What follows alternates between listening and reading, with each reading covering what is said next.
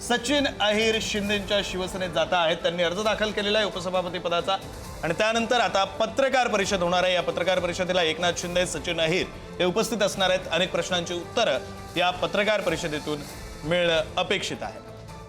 सचिन अहिर हे ठाकरेंसाठी का महत्त्वाचे होते, तर ठाकरेंचे अत्यंत निकटवर्तीय होते। युवासेना प्रमुख ठाकरेंच्या शिवसेनेचे नेते आमदार आदित्य ठाकरे यांचे जास्त निकटवर्तीय होते।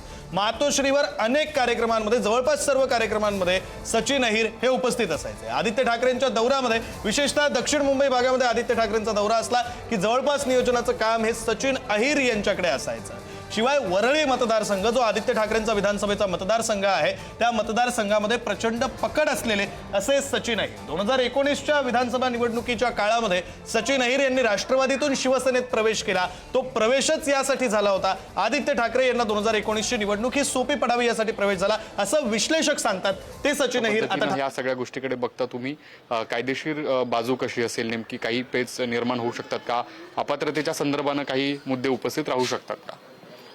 त्यांनी शिंदे सेनेतर्फे अर्ज केलाय की नाही मला माहिती नाही, परंतु उपसभापती पदावर निवडून आल्यानंतर त्यांना उपसभापती पदावर असेपर्यंत अपात्रतेपासून संरक्षण आहे। भारतीय संविधानातलं जे अपात्रते संदर्भातला कायदा म्हणून ओळखला जाते ते 10वं परिशिष्ट जे आहे त्यातल्या 5व्या परिच्छेदामध्ये स्पष्टपणे अशी तरतूद आहे की विधानसभेचे अध्यक्ष, विधान परिषदेचे उपाध्यक्ष, त्यानंतर अध्यक्ष, त्यानंतर सभापती आपण म्हणतो,